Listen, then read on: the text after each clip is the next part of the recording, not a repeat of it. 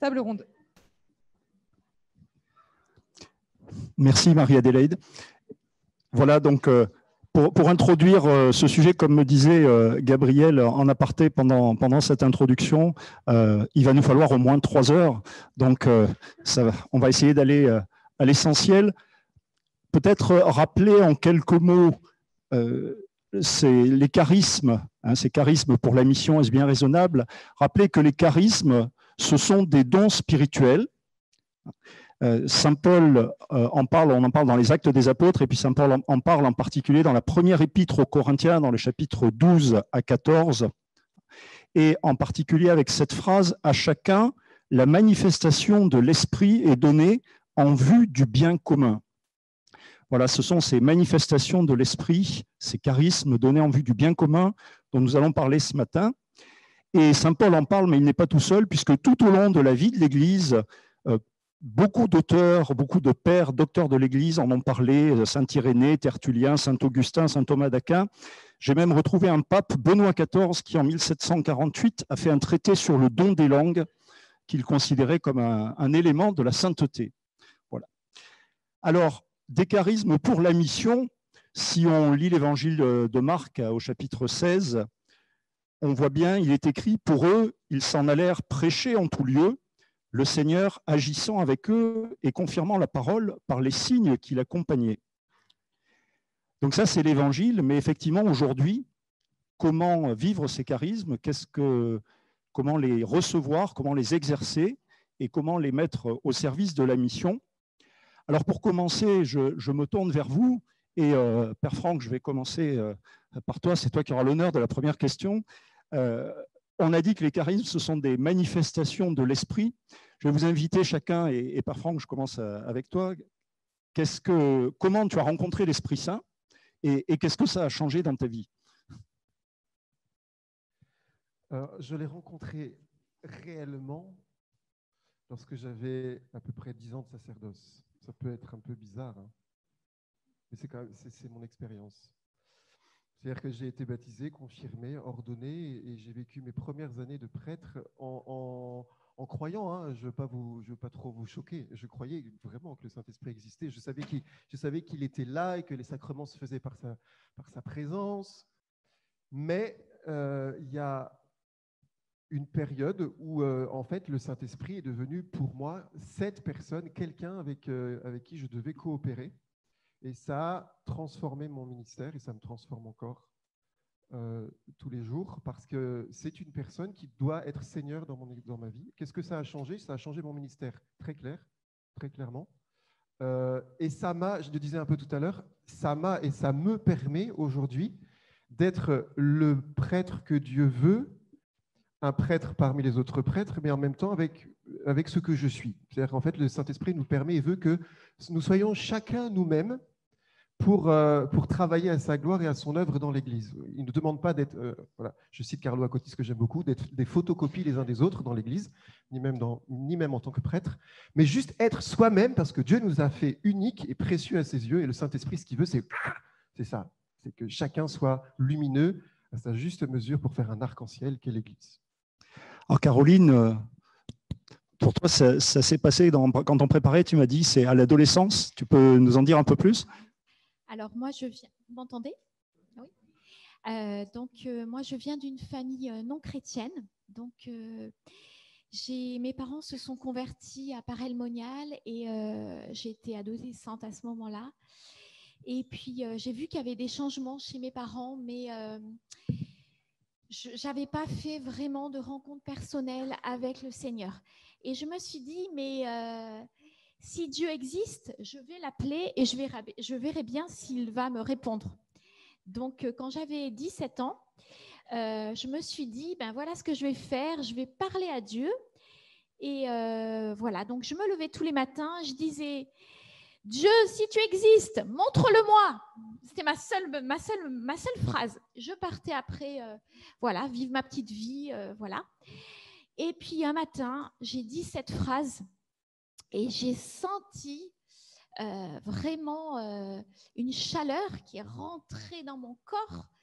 Et je me suis sentie prise en fait dans des bras d'amour. C'était les bras d'amour de Dieu, mon Père.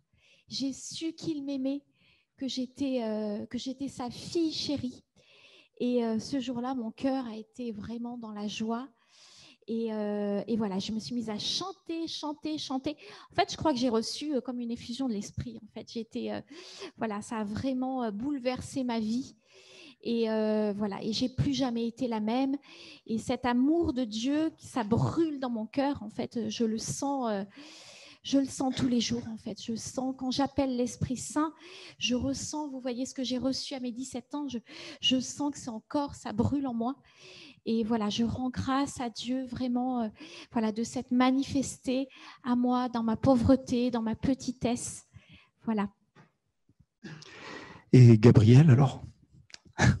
Vous m'entendez? C'est bon? Moi, je suis né dans une famille catholique avec des parents qui étaient très engagés, parfois un peu trop. et j'avais l'impression que l'Esprit Saint avait une place particulière, mais voilà, un peu comme une étagère où il y a pas mal de choses qui ont une place. Et c'est un peu comme le Père Franck, finalement. C'est une amitié avec le Saint-Esprit qui a grandi au fil du temps et avec un temps fort il y a quelques années. Je me suis marié il y a... Vous n'entendez pas très bien, c'est ça? Alors, peut-être que je vais essayer à notre micro. Oula. Est-ce que vous entendez mieux, là, comme ça? OK. En général, quand il y a un câble, c'est plus facile. Mais ça, voilà, il faut juste que le câble soit assez long. Donc, voilà, ce que je disais simplement, c'est que depuis quelques années, cheminement plus particulier avec le Saint-Esprit. Le lendemain de notre mariage avec ma femme, il y a 6 ans, on avait reçu comme lecture par des amis qui priaient pour nous le final de Marc 18, celui qu'on a entendu là pendant le congrès mission, voilà, avec les disciples qui sont envoyés en mission avec tous les signes qui marquent le salut, avec les guérisons, les délivrances. Et voilà, donc nous, on a entendu cette lecture, on ne savait pas trop derrière ce que ça pouvait vouloir dire. Et puis, dans les années qui ont suivi, dans le mouvement Annuncio auquel on participe, le mouvement d'évangélisation de rue, on a commencé à réfléchir sur le fait que dans l'ensemble de l'Évangile, à chaque fois, il y a donc les disciples, les apôtres qui sont envoyés pour évangéliser, pour annoncer le royaume de Dieu, et il y a les signes concrets qui manifestent que ce royaume de Dieu est bien parmi nous, les guérisons, les délivrances. Et les deux sont indissociables. À chaque fois, on voit qu'il y a l'annonce et il y a les signes qui manifestent que cette annonce est vraie.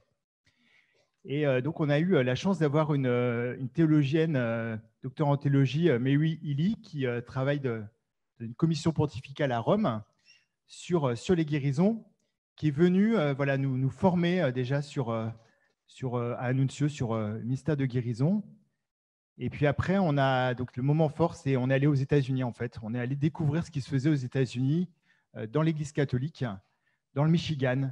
C'est appelé la Terre Promise, Holy Land. Voilà, c'est Michigan, c'était incroyable. Donc, on a accompagné des groupes de guérison. On a participé à des veillées guérisons. Je me souviens d'une cathédrale dans le Kentucky où il y avait la moitié des gens qui avaient été guéris à la fin. C'était extraordinaire. Et là, vraiment, on a vu la puissance de l'Esprit Saint se déployer. Et voilà, depuis vraiment, ce qu'on porte, c'est le fait de se dire que la vie dans l'Esprit, ce n'est pas une vie extraordinaire réservée à, je ne sais pas, deux, trois timbrés, mais c'est la vie ordinaire. C'est vraiment la vie ordinaire. La vie dans l'Esprit Saint, en tout cas, c'est la vie à laquelle nous sommes tous appelés. Et voilà, donc pour le service de l'Église. Les charismes sont pour le service de l'Église. Alors, tu parlais de la vie ordinaire et Caroline, je me tourne vers toi parce que maman de 8 enfants, je crois, hein, c'est ça, la vie quotidienne, tu connais, je crois. Et quand on parlait des charismes et on parlait de la diversité des charismes aussi à l'instant, toi, tu as reçu un charisme qui est particulièrement au cœur de notre sujet d'aujourd'hui, puisque tu me disais que tu as reçu vraiment, on te reconnaît un charisme de mission. Alors, oui, j'essaie. Et alors, comment ça se passe? Raconte-nous. J'essaie de le vivre, oui, au quotidien. Donc, je vais vous donner un petit exemple de ce qui m'est arrivé cette semaine. Donc, cette semaine, j'avais rendez-vous chez le podologue pour un de mes enfants. Et dans tout ce que je fais, je prie toujours le Seigneur. Il est tout le temps présent dans mon cœur et dans tout ce que j'accomplis. Et je lui parle tout le temps, en fait, toute la journée. Et donc, j'étais sur le chemin pour aller voir ce podologue. Et là, mon regard s'est arrêté sur 2 jeunes qui étaient dans la rue, qui étaient par terre. Et je me suis arrêtée juste pour les aimer, vous voyez, pour leur montrer que Dieu les aimait. Donc, j'ai posé mon regard, je leur ai souri. Et il y avait une jeune fille qui était là. Et elle m'a dit, s'il vous plaît, elle m'a pris la main et elle s'est mise à pleurer, en fait. Elle m'a dit, elle a senti, en fait, que je l'aimais.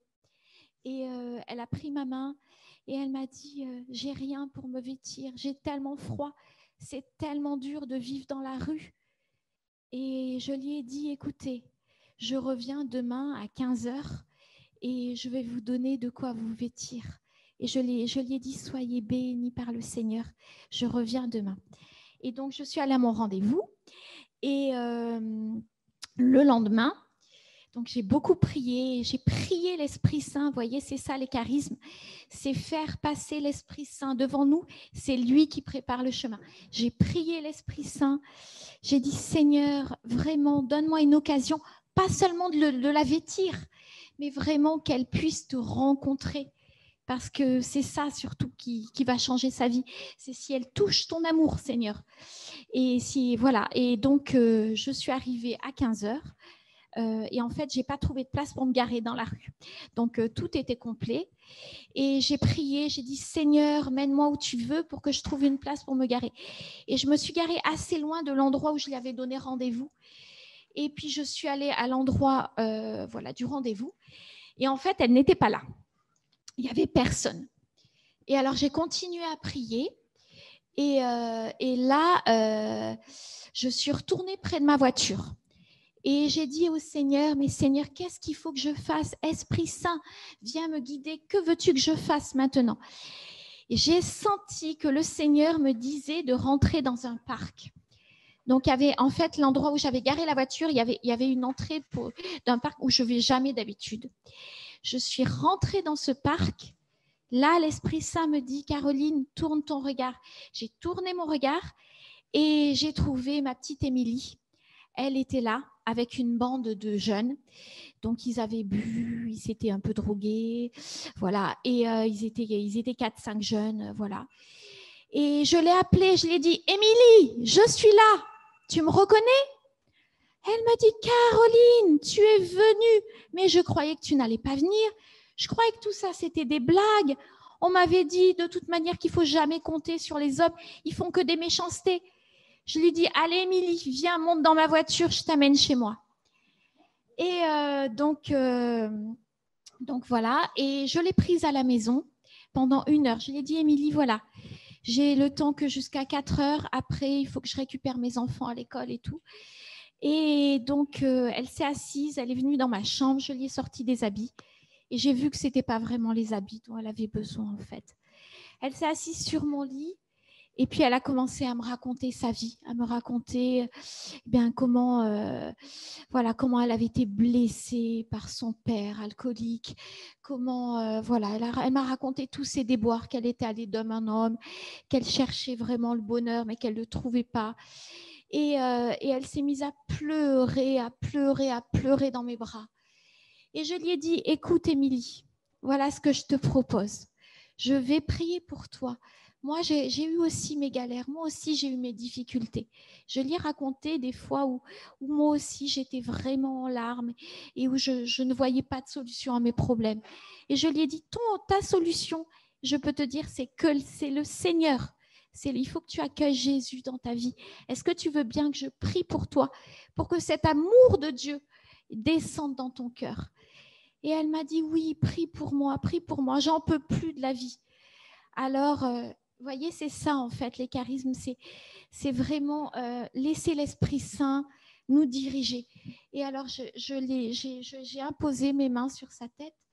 Et j'ai prié que le fleuve d'eau vive tombe sur elle, qu'elle soit visitée, qu'elle soit guérie, vous voyez, comme tu disais tout à l'heure. Voilà, j'ai prié pour sa guérison intérieure. Et donc, elle n'arrêtait pas de pleurer, elle était vraiment bouleversée. Et puis, elle m'a dit, à la fin du temps de prière, elle m'a dit, Caroline, s'il te plaît, donne-moi un livre, j'ai besoin de lire quelque chose. Vous voyez, il y avait une soif qui était née d'elle. Et je lui ai dit, écoute, Émilie, il faut que tu commences par lire la Bible, lis l'Évangile. Tu découvriras combien Dieu t'aime. Voilà, donc après, voilà, elle a choisi ses petits vêtements. Je l'ai raccompagnée. Voilà, elle m'a embrassée. Voilà, c'est un petit exemple, vous voyez, de mission au quotidien. Mais en fait, ça m'arrive très souvent de vivre des choses comme ça. Donc, pas forcément avec des gens dans la rue, mais des gens qui sont vraiment dans le besoin. En fait, vous savez, la misère, il n'y a pas besoin de la chercher loin. Vous l'avez des fois juste en face de chez vous. Il suffit de vous laisser guider, en fait. Vous voyez, mais il n'y a que l'Esprit Saint qui peut nous, voilà, qui peut nous guider, en fait. Il faut être à l'écoute de l'Esprit Saint et se laisser faire. Merci, Caroline. Alors, les charismes sont divers, ils sont donnés à chacun en fonction des besoins. Père Franck, quand on s'est téléphoné pour préparer, tu m'as dit que le premier charisme que tu avais reçu, c'était un charisme de prédication. Mais alors, est-ce qu'un prêtre n'est pas naturellement un bon prédicateur? La question piège. Si, bien sûr.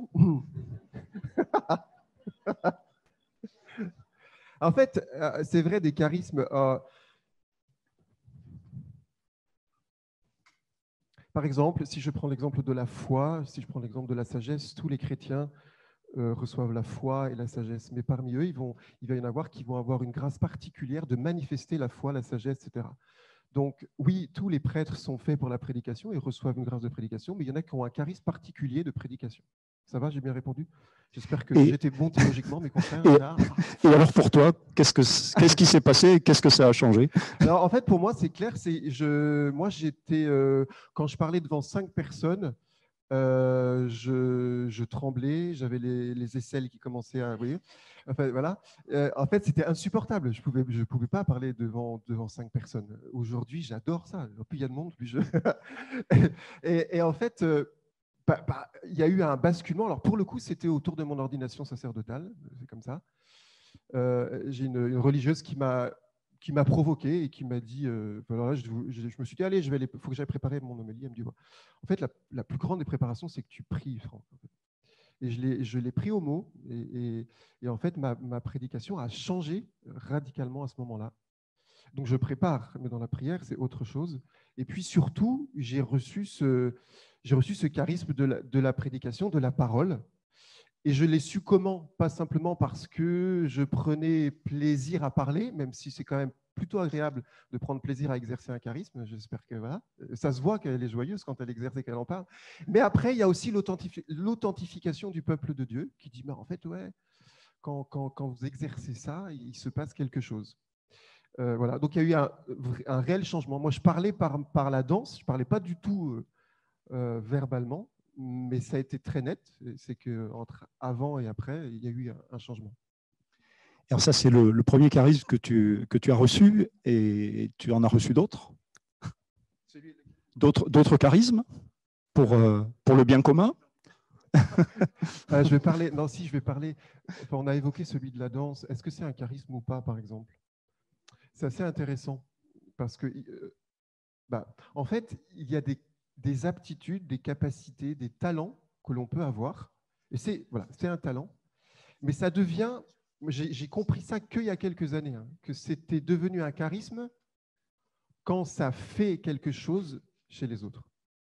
Par exemple, hier soir, pour ceux qui étaient là à la veillée, ce qui est très clair, c'est que, ok, je peux danser, c'est sympa, mais quand je vois que la liberté, la joie de l'Esprit Saint prend l'assemblée, là, je dis, ok, ça c'est un charisme, en fait. Parce que c'est un talent qui est mis dans le feu de l'Esprit Saint pour le bien de tous. Voilà.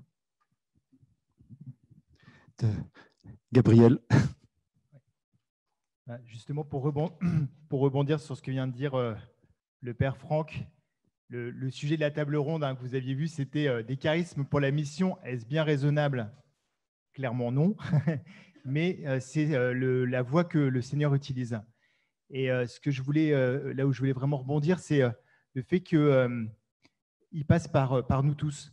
Enfin, voilà, nous, là, on témoigne, on commence à témoigner pour donner des exemples concrets.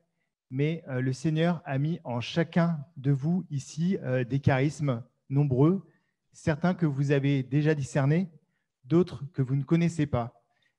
Parmi vous, voilà, il y a des charismes divers, hein, charismes de guérison, de prophétie, voilà, de plein d'autres. Et vraiment, on a à cœur au Congrès Mission que voilà, vous puissiez déjà demander à l'Esprit Saint de vous faire connaître les charismes qui sont les vôtres. On pourra prier peut-être à la fin, d'ailleurs, à cette intention. Et puis l'objectif, c'est que dans la vie des paroisses, dans la vie ordinaire des paroisses, ces charismes puissent être déployés, puisqu'ils sont vraiment au service de l'Église. Voilà, c'est vraiment quelque chose de fort de se dire, voilà, les charismes, ce n'est pas quelques personnes, mais c'est vraiment tous, le peuple des baptisés, le peuple de Dieu. Voilà, tous ici, vous avez des charismes. Et le Seigneur vous appelle à les découvrir parce qu'ils ne sont pas pour vous, ces charismes. Ils sont pour témoigner de la gloire de Dieu, témoigner du salut. Mais alors, tu me provoques à t'emmener plus loin. Ok, on a tous des charismes. Maintenant, moi, j'ai souvent entendu des personnes qui disent, mais d'abord, comment je sais que j'ai un charisme? Moi, je n'ai pas de charisme. Que dire? C'est pas si facile de répondre. Il y a des personnes parfois qui ont des émotions, des révélations particulières pour tel ou tel charisme, mais parfois c'est aussi le fait d'essayer de pratiquer avec aussi derrière une vraie supervision, mais qui permet de découvrir les charismes que le Seigneur a mis en nous.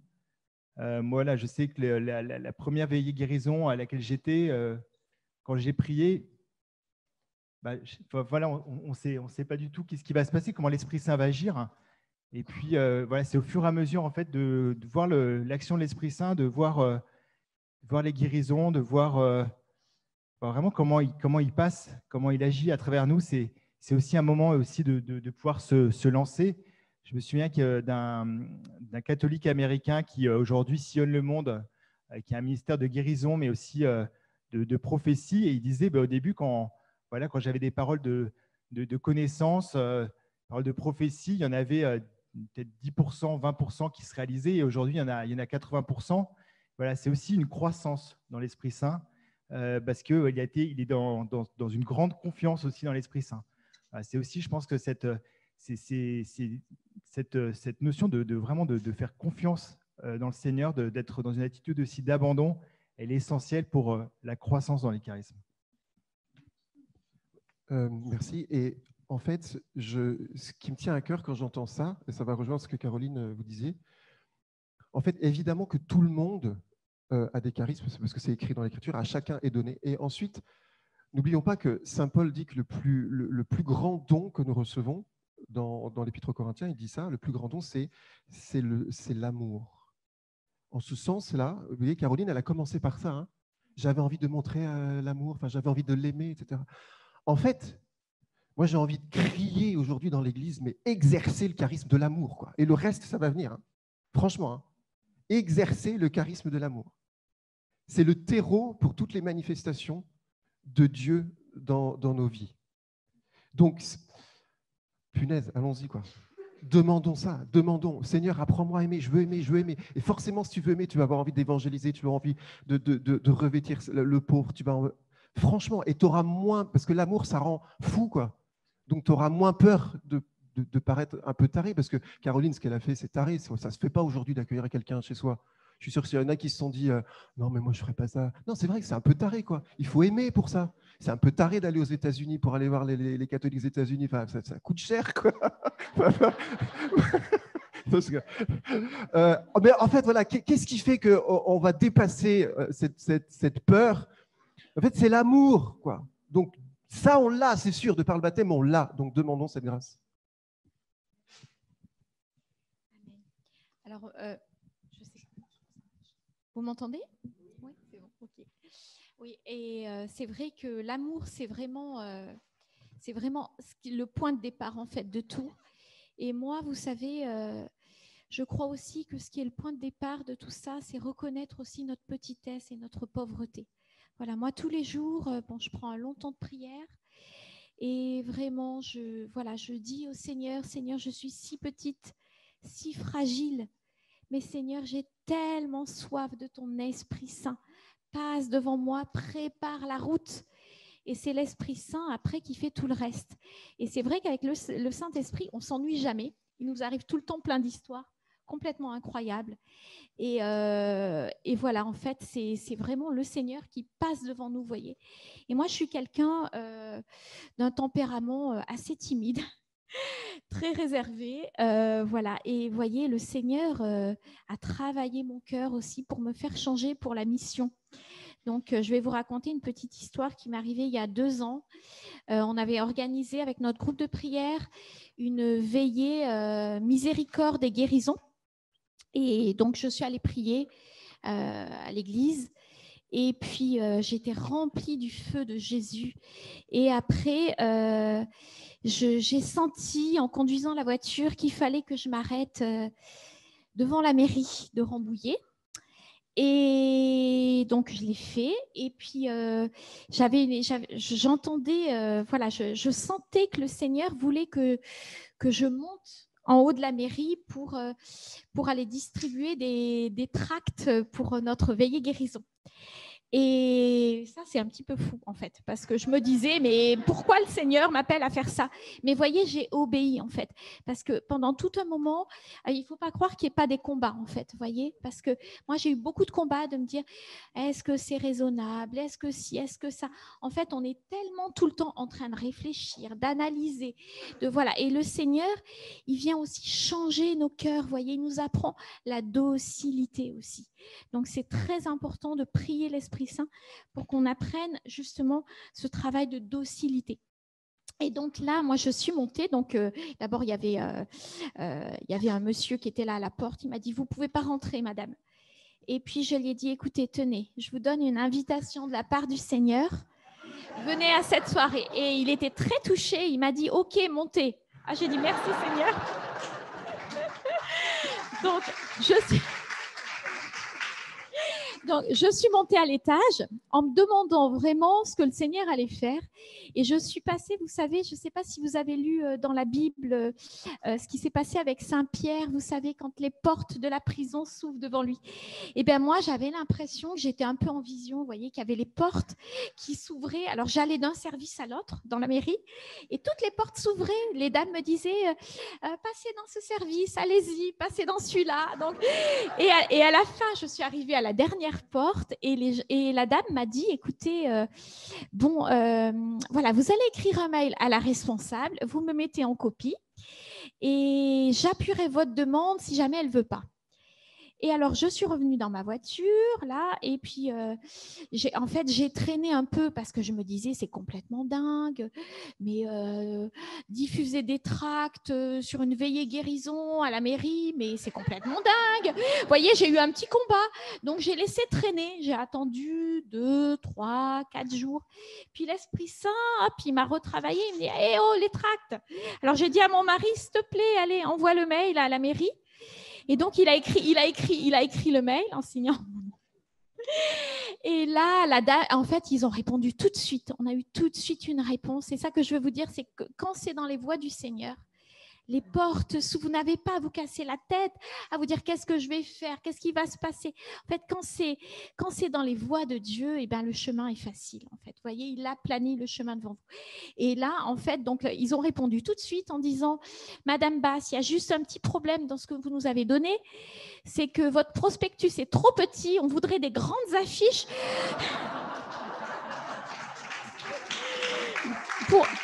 On voudrait des grandes affiches pour en mettre 15 dans la ville. Vous imaginez, à côté de toutes les écoles publiques, affichées à côté de la charte de la laïcité.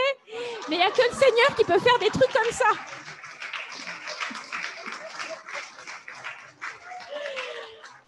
Voilà, donc voilà, je voulais vous partager. Vous voyez, c'est une vie toute simple que je mène. Voilà, une vie toute simple. Mais avec l'Esprit Saint, il nous arrive tout le temps plein de trucs incroyables, vous voyez. Donc, on ne s'ennuie jamais. Et c'est vraiment, voilà, quand c'est dans les voies de Dieu, eh ben, ça se fait. Il faut faire un acte de foi. Je pense que, voilà, il y a un moment où il faut lâcher prise, vous voyez, sur nos habitudes, notre petit train-train, voilà, de reconnaître notre faiblesse et puis se laisser guider, voilà, se laisser guider par l'Esprit Saint.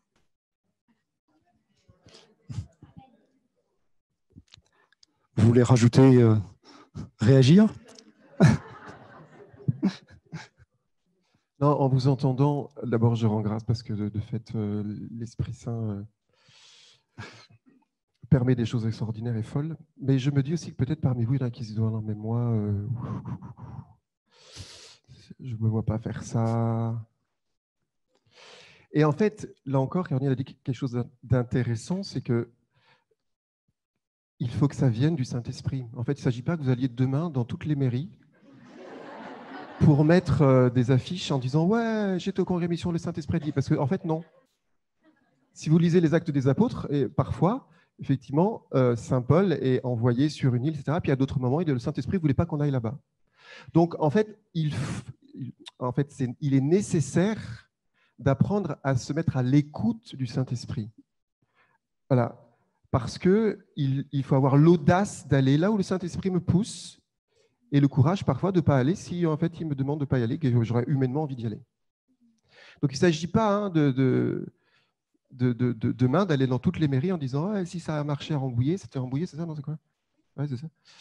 Donc non, en fait, le fond, c'est est-ce que je veux apprendre à être à l'écoute du Saint-Esprit qui va me transformer de l'intérieur? Et la première chose qu'il va faire, c'est comme je reviens, parce que pour moi c'est essentiel, c'est m'apprendre à aimer. Et aimer, c'est quoi? Et ça, c'est toute l'Écriture sainte, c'est aimer, c'est écoute. Aimer, c'est pas faire ce que je veux, c'est j'écoute Dieu. J'écoute Dieu qui veut impacter le monde. Et ça nécessite un tel amour, parce que pour ça, il faut que j'apprenne à me taire, parfois à taire aussi peut-être mes désirs, taire mes peurs aussi, pour être à l'écoute de Dieu, qui veut me permettre juste d'être là au bon moment, devant les bonnes personnes, et d'avoir les bons mots ou les bons silences, la bonne audace ou la bonne retenue. Et Gabriel, peut-être en complément, comment concrètement tu te mettez à l'écoute? Comment tu te prépares à exercer des charismes? Est-ce que tu as fait des choses aussi surprenantes que ce que nous a raconté Caroline? Alors, il y a plusieurs questions, mais par rapport à l'écoute, par exemple, quand on organise des veillées guérison, parfois, organiser des veillées guérison avec ma femme et puis tout un groupe sur la paroisse de Ouescal. Et c'est vrai qu'il y a vraiment très en amont, en fait, il y a une longue préparation et c'est à ce moment-là qu'on est vraiment à l'écoute de l'Esprit Saint. Qu'est-ce qu'il nous dit? Comment lui souhaite conduire cette veillée?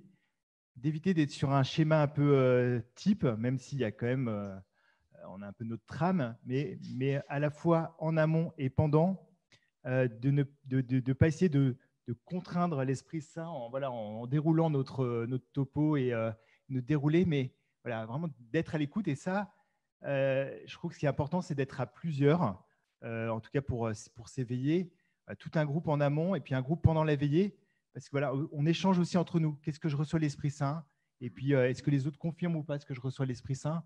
Et c'est cette communion entre nous à l'écoute de l'Esprit Saint qui permet d'être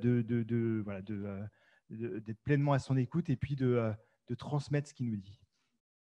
Mais pour un organisateur de veillée, je ne parlerai même pas d'un organisateur de congrès mission, mais pour un organisateur de veillée, être prêt à remettre en cause toute la trame qu'on a imaginée, qu'on a préparée, c'est terrible.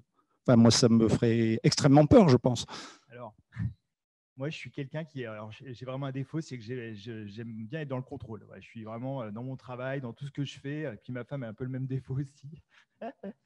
Donc on aime bien être dans le contrôle, sentir bien ce qu'on fait, que les choses sont préparées, qu'il n'y a pas de loup, etc. Donc, je trouve que c'est en effet, on essaie de se laisser déranger par l'Esprit Saint parce que c'est lui qui est à l'œuvre, c'est lui qui crée, c'est lui qui fait.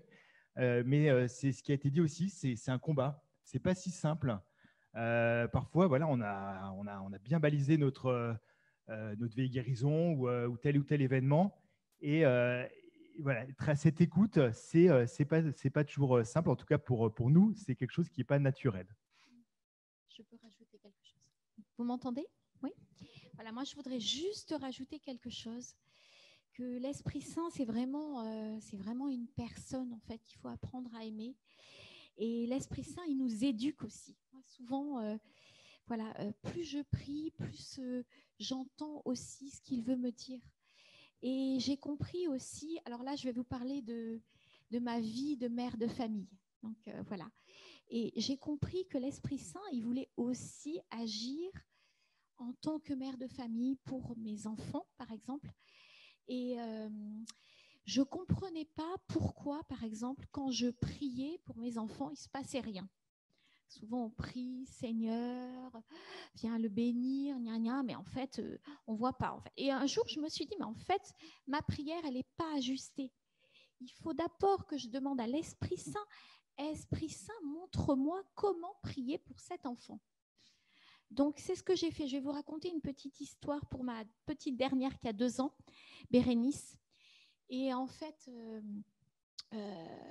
je ne comprenais pas pourquoi il n'y avait aucun son qui sortait de sa bouche, en fait.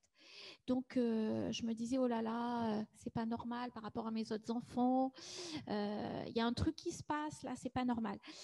Et puis, j'ai prié, j'ai dit, Esprit Saint, montre-moi comment il faut que j'intercède, comment je prie pour elle. Et là, j'entends l'Esprit Saint me dire qu'il fallait que je chasse un esprit de rejet qui était en elle. Voilà, qu'elle avait un esprit de rejet. Et alors, je suis allée prier sur ma fille. Elle était dans son lit. Et j'ai demandé pardon au Seigneur. J'ai dit, Seigneur Jésus, je te demande pardon parce que ma fille s'est peut-être sentie rejetée pendant qu'elle était dans mon sein maternel. Voilà, je demande pardon. Et maintenant, Seigneur, je te demande de briser, par ton nom tout-puissant, de briser cet esprit de rejet. Vous voyez, j'ai pris autorité au nom de Jésus. J'ai brisé cet esprit de rejet. Et j'ai prié l'Esprit Saint. Tout de suite, j'ai prié l'Esprit Saint. J'ai dit, Saint-Esprit, elle t'appartient par le baptême. Viens la remplir, remplis-la de toi. Voilà, j'ai prié au nom du Seigneur. Et puis, j'ai constaté, les jours d'après, que sa bouche commençait à s'ouvrir, qu'elle commençait à parler, qu'il y avait des sons qui commençaient à venir, vous voyez. Mais si je n'avais pas prié l'Esprit Saint, vous voyez, j'aurais continué à marmonner mes petits trucs comme ça. Mais en fait, vous voyez, l'Esprit Saint, c'est lui qui nous donne la clé pour savoir comment prier. Vous voyez, ça, c'est très important. Donc, dans notre vie de tous les jours, on a vraiment besoin de lui parce que c'est lui qui nous guide pour savoir comment apprendre à prier. Voilà. Merci. On est en plein dans le sujet, je dirais, l'exercice des charismes, comment on se met à l'écoute de l'Esprit Saint. Les charismes pour la mission, on en a parlé, vous avez donné les uns les autres des témoignages, peut-être vous en avez d'autres. Moi, j'ai envie de vous demander, finalement, comment s'y prendre pour, avec l'exercice des charismes pour faire grandir une communauté, une paroisse, un groupe, comment mettre le feu, finalement, ce feu de l'Esprit Saint dont tu parlais, Caroline, comment on peut faire, par quoi commencer? Hier, dans la table ronde où j'étais, il y avait une question, par quoi commencer? On peut reprendre la même. Voilà, par quoi commencer? Quelles sont les choses qu'il ne faut absolument pas rater? Sur quoi vraiment s'appuyer? Père Franck, tu as l'air bien parti. C'est une question que j'aime beaucoup. Pour moi, il y a 3 éléments indispensables. J'en ai fait l'expérience, mais je crois que c'est fidèle à l'Écriture. Bon, le premier, c'est qu'il faut que le cœur de chaque chrétien soit lié à Jésus et à l'Esprit, parce que c'est l'Esprit qui enflamme le cœur de chacun, et qu'il y ait un un désir et une joie à se convertir. Moi, j'ai eu la grâce de voir une paroisse qui avait le goût de la conversion. Parce que chacun s'attachait de plus en plus à Jésus vivant, ressuscité. Deuxième chose, vous allez dire, je parle toujours de la même chose, mais parce que, deuxième chose, il faut de l'amour dans les communautés. Il faut de l'amour dans les groupes. En fait, là où il y a l'amour, Dieu est puissant. Et j'ai encore aussi, c'est le même cri, mais j'ai envie de dire dans toutes les communautés paroissiales ou autres. Mais aimez-vous vraiment, quoi.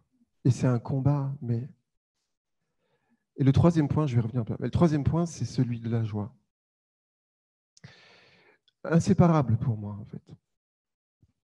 L'amour, parce que, vous savez, il y a eu une enquête de fait il y a quelques années qui expliquait pourquoi est-ce que des chrétiens quittaient l'Église catholique pour aller chez nos frères protestants.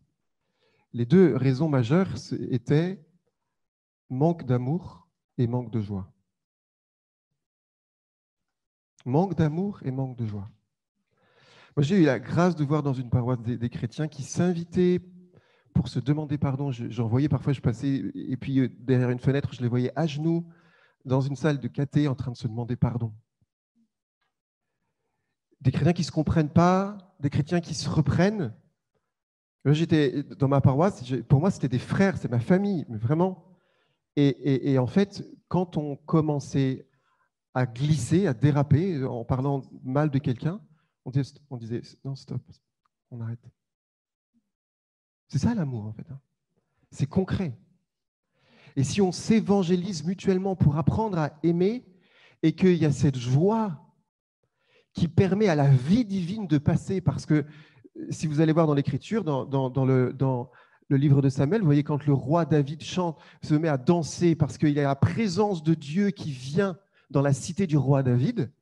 Lui, il a cette liberté. Pourquoi ? Parce qu'il est le roi, c'est celui qui a reçu l'onction de l'Esprit Saint et qui a cette liberté de chanter et de danser. Et là, il y a sa femme, Michal, qui le tourne en dérision, qui lui dit « Comment est-ce que toi, un roi, tu regardes, c'est ridicule, tu danses ?» Et lui, il dit « Non, mais en fait, je danse pour Dieu. » Et il y a un verset qui dit juste après « À partir de ce jour, Michal n'eut plus d'enfant, elle n'enfanta plus. » Moi, j'ai entendu ça. Je veux dire, en fait, quand je tourne en dérision la joie messianique, j'engendre la stérilité.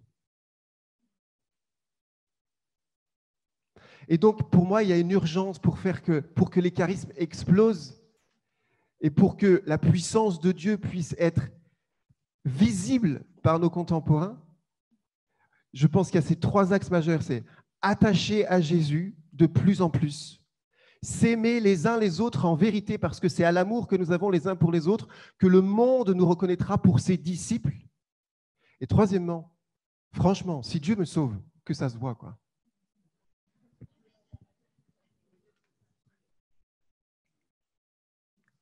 À l'issue du congrès, vous pouvez aussi vous demander, en effet, pour reprendre ta question, comment je peux ces charismes, les découvrir, mais aussi les déployer dans ma paroisse. Au niveau du congrès mission, depuis quelques années, ces dernières années, c'était à Paris, on a mis en place une école des charismes. Donc, justement, sur 4 jours pour découvrir les charismes et derrière, pour les déployer dans les paroisses, donc vraiment les mettre au service de l'Église. Et donc, cette année, il y avait une école des charismes sur 2 congrès missions, à Rennes et à Lyon.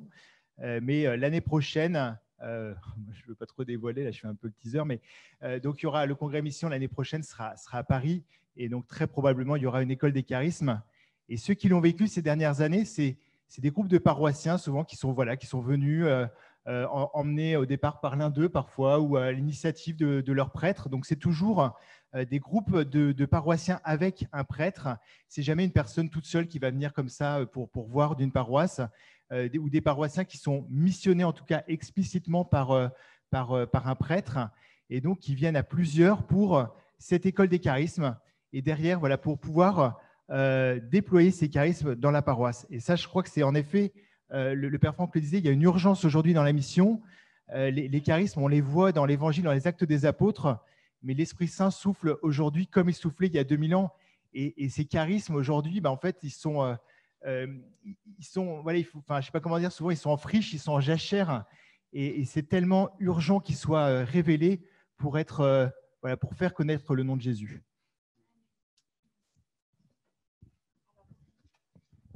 Oui, moi je suis tout à fait d'accord avec ce que tu viens de dire, là, Gabriel.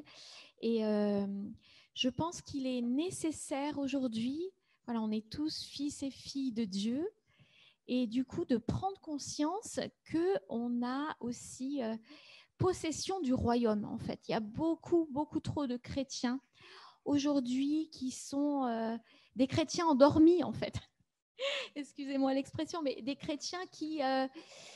ouais, ils prennent un petit peu de la foi chrétienne et puis voilà, et puis ils se reposent là-dessus. Mais en fait, Dieu, comment vous dire ça, on a une autorité en tant que fils et filles de roi. On a une autorité qui nous est donnée par le Seigneur pour chasser les démons en son nom, pour guérir les malades. Et si vous lisez l'Évangile, ce que Jésus a demandé à ses disciples, il le demande encore aujourd'hui à nous. Alors, la vraie question à se poser, c'est, voilà, si Jésus m'envoie pour annoncer son nom, pour chasser les démons, pour guérir les malades, où est-ce que j'en suis aujourd'hui ? Et c'est vrai que par nos propres forces, on ne peut rien faire. Mais moi, ça m'a profondément, en fait, bon, l'Évangile, je le connaissais, mais on a toujours à réécouter la parole de Dieu et à se laisser transformer par elle. Et il y a eu un moment où j'ai relu ce passage. Et je me suis dit, Caroline, là, tu es endormie, là, allez hop.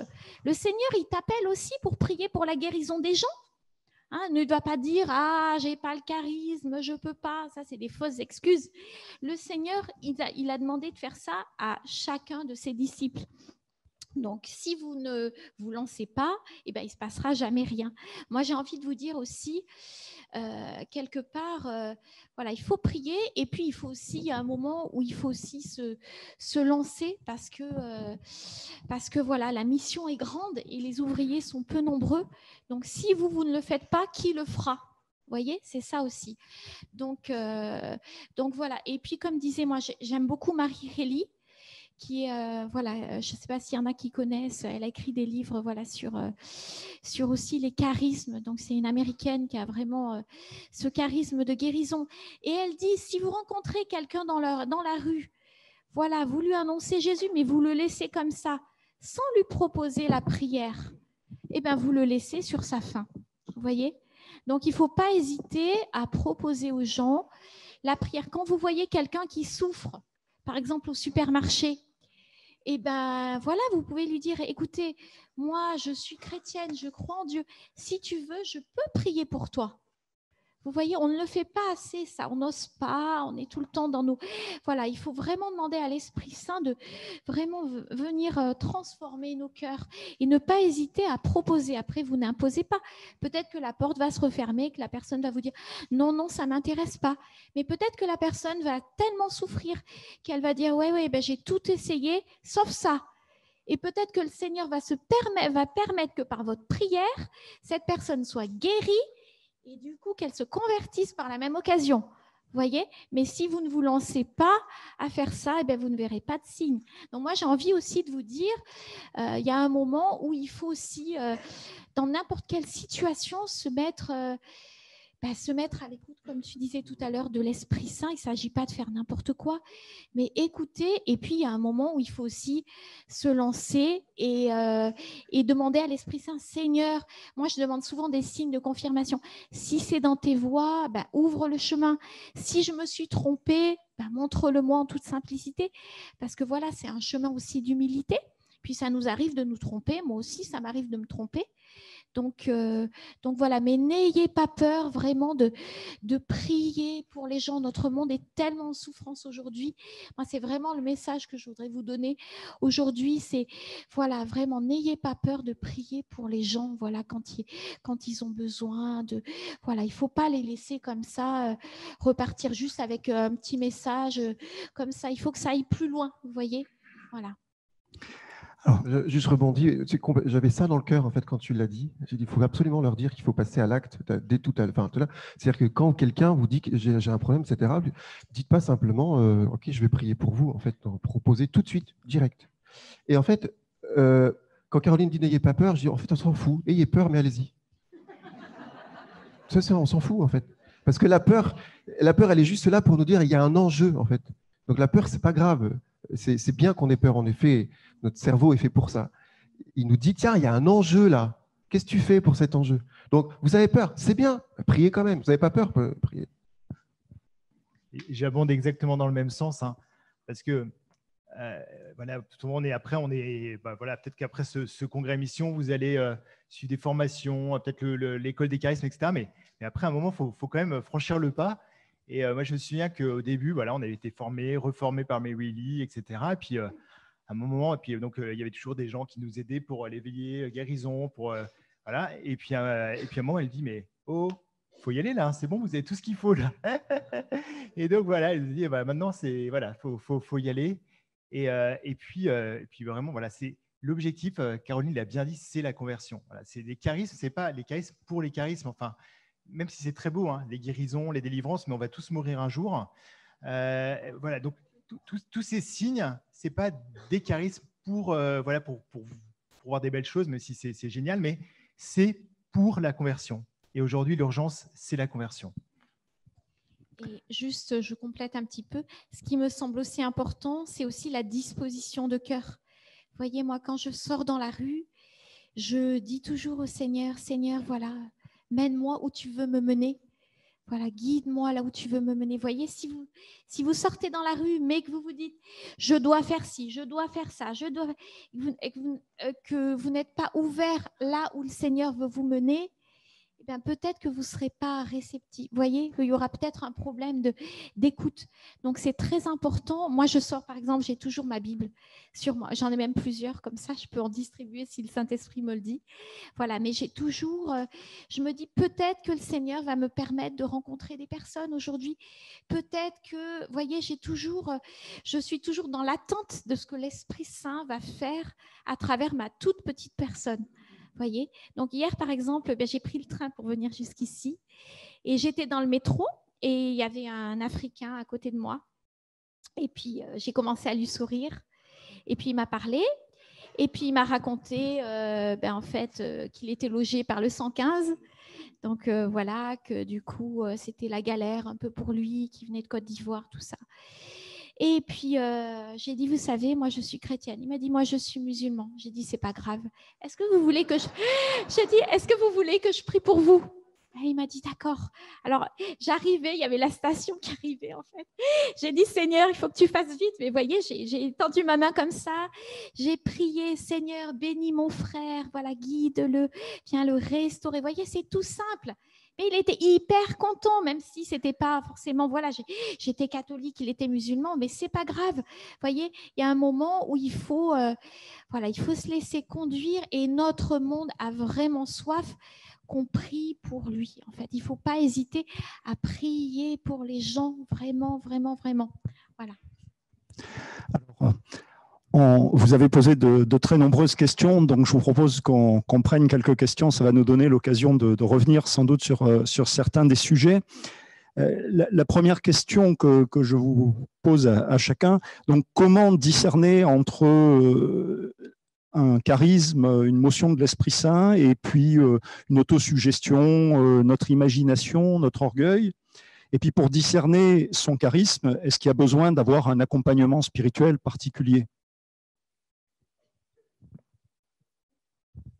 En tout cas, oui, il y a besoin d'être accompagné parce que c'est un don du Saint-Esprit pour le bien de tous et qui est dans l'Église. Donc, l'idée, ce n'est pas juste de se faire illusion et puis d'avoir envie, d'avoir un super charisme, etc. Donc, il y a une nécessité de discernement. Pour moi, pour le discernement du charisme, il y a cette motion intérieure qui pousse, qui presse. J'allais dire, ce qui est plutôt bon signe, c'est si ça semble inconfortable pour la personne. À mon avis, c'est plutôt... Voilà.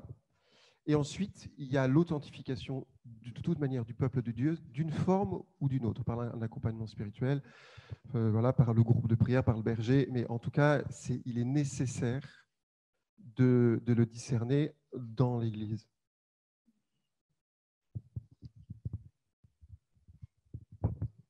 Non, tout a été dit. En effet, la supervision, elle est absolument capitale, en fait. En tout cas, ça, j'insiste là-dessus. Ouais. Moi, je confirme voilà, ce que tu dis, parce que c'est vrai que moi, j'ai remarqué, enfin, en ce qui me concerne en tout cas, que quand c'est une motion qui vient du Saint-Esprit, c'est quelque chose qui me revient. Vous voyez, c'est comme si il y avait une force quelque part qui me pousse et qui revient. C'est pas juste une idée qui vient, hop, et qui s'en va. Donc, je vais vous donner un petit exemple. Par exemple, il y a 1 an de ça à peu près, voilà, j'allais faire mes courses au supermarché. Excusez-moi, hein, c'est toujours terre à terre mes exemples, mais voilà, c'est ma vie de tous les jours. Et donc, en fait, le matin, j'avais prié. Et dans ma prière, c'est assez rare que j'ai ça, mais j'ai eu une image qui m'est venue et j'ai vu Jésus en fait qui soulevait quelqu'un avec des béquilles en fait, vous voyez. Et j'ai pensé que cette personne, donc l'image était assez floue, j'ai pensé que c'était moi. J'ai dit ah ouais Seigneur, c'est moi, soutiens-moi dans ma faiblesse. Voilà, ça a été ma prière du matin. Et puis l'après-midi, je vais faire mes courses. Et là, j'arrive dans le supermarché et je vois un monsieur avec des béquilles. Et alors, ça m'a fait tilt. Je me suis dit, tiens, mon image de ce matin. Et puis, j'ai dit, non, Seigneur, là, j'ai pas le temps d'aller le voir. Là, j'ai qu'1 heure pour faire mes courses, pour 10. C'est chaud. Non, là, je peux pas. Vous voyez, il y a la résistance. Et puis, donc, je suis allée faire mes courses et tout. Puis, j'ai chassé ça un peu de mon idée. Et puis, voilà. Et puis, au moment de sortir du magasin, je retombe sur le monsieur en question.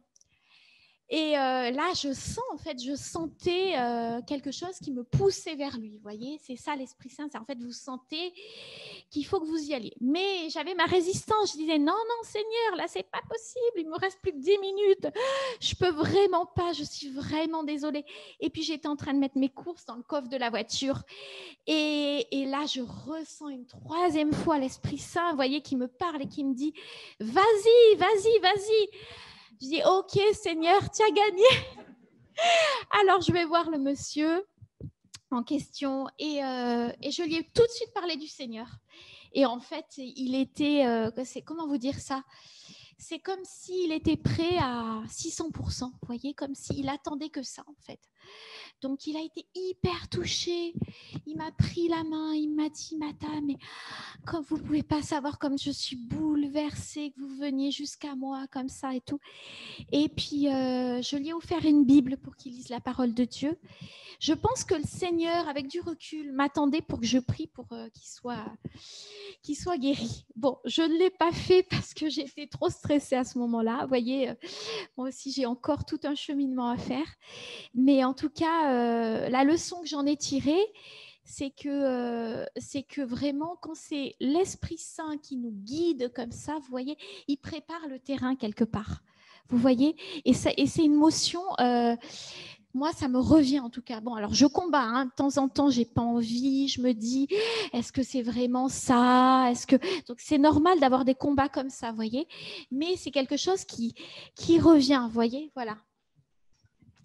Merci Caroline. Alors une autre question que je vais dire un petit peu presque technique. Est-ce qu'on garde toujours le même charisme tout au long de sa vie ou est-ce que les charismes que l'on reçoit peuvent changer en fonction des périodes de la vie ? Et est-ce que les charismes, c'est quelque chose qui est donné de façon personnelle ou est-ce que c'est donné en fonction des besoins de l'Église ? Alors, déjà, il y a toujours la question de savoir si on reçoit un charisme ou plusieurs charismes. Beaucoup de protestants pensent qu'on reçoit chacun un charisme, mais dans l'Église catholique, on entend plutôt le fait qu'on reçoit plusieurs charismes. On peut aussi recevoir à des moments donnés tel charisme, mais d'une façon qui, pour le coup, va être provisoire, qui ne va pas durer, mais parce que ça va être lié à tel moment, telle situation. Donc ça, voilà, c'est quelque chose qui est possible.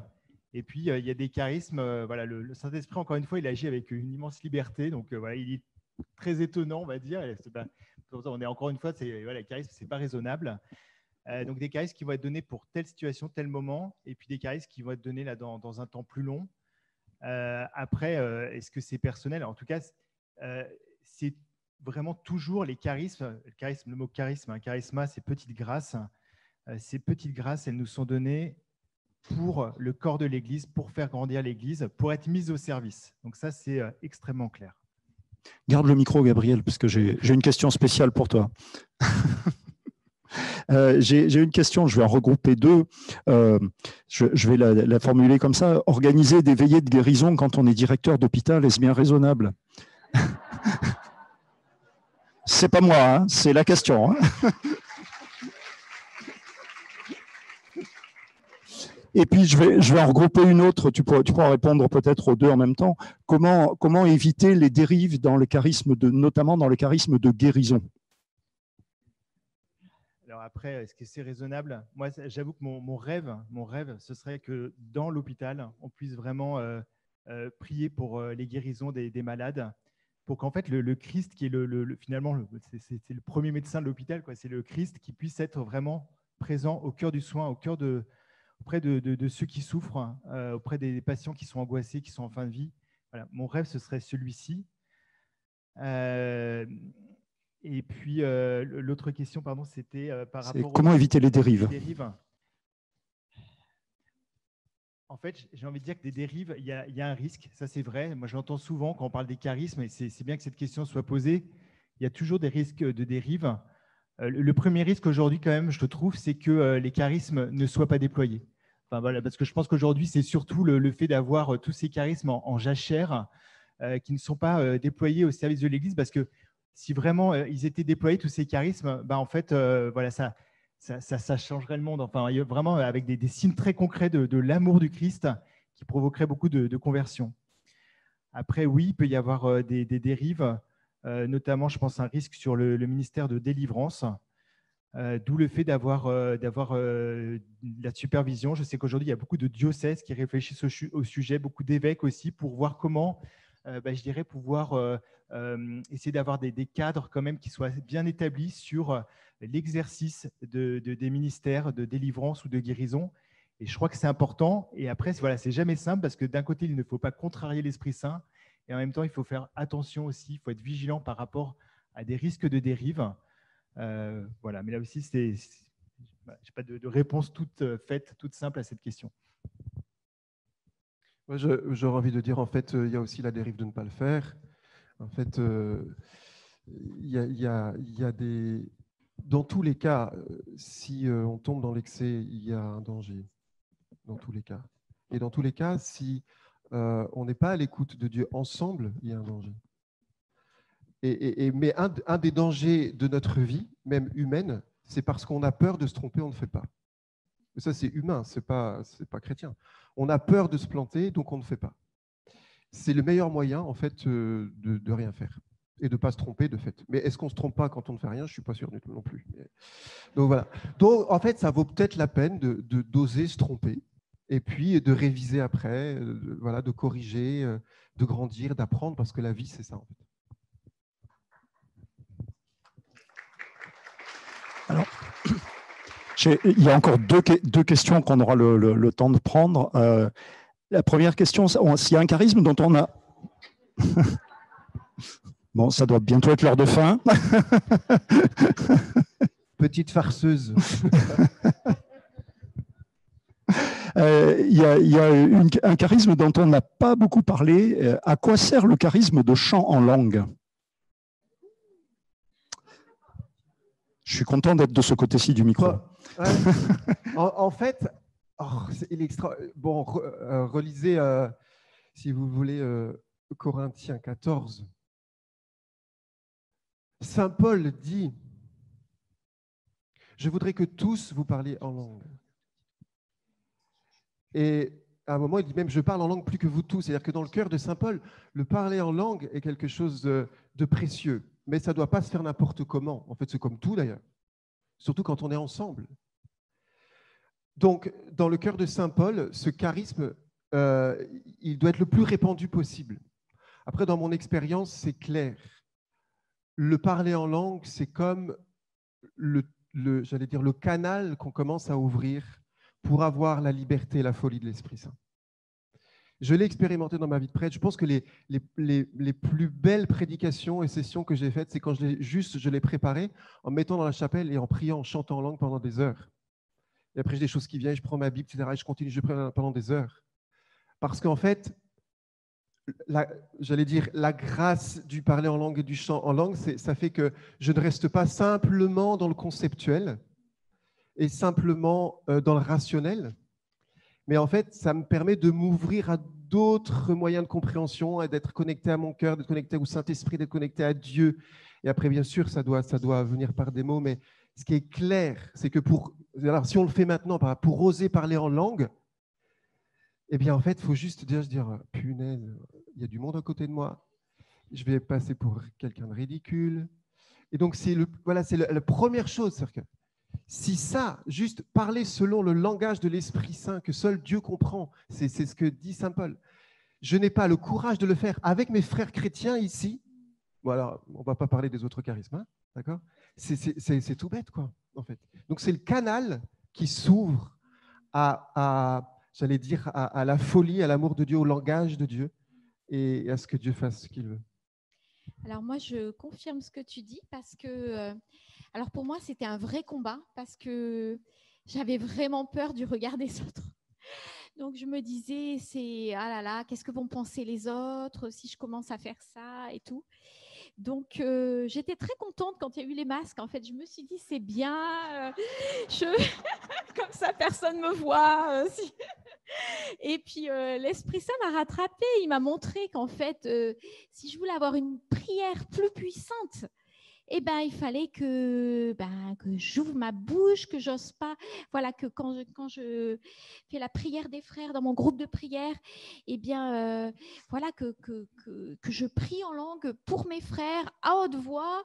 Et en fait, j'ai compris qu'il y avait vraiment, comme tu dis, il y a un canal qui passe justement parce qu'aussi on fait un acte, quelque part, un acte d'humilité aussi, un acte de lâcher prise du regard des autres. Et du coup, la grâce, elle coule encore plus sur nous. Voyez ? Merci. Alors, on se rapproche tout doucement de la fin de cette table ronde et du coup, j'ai une dernière question qui est venue de la salle et qui servira de conclusion. Est-ce qu'on devrait organiser des parcours d'effusion de l'esprit dans toutes les paroisses ? Ouais, pardon. Évidemment. Vous avez d'ailleurs fait par Annuncio un excellent parcours qui s'appelle Renaître d'en haut, qui est un parcours de préparation à l'effusion de l'Esprit Saint. Donc voilà. Gabriel, un avis divergent ? Ok. Est-ce que pour terminer, il y a quelque chose que vous avez envie de dire, de partager à la salle ? Un mot de conclusion ? Peut-être qu'on va finir en priant.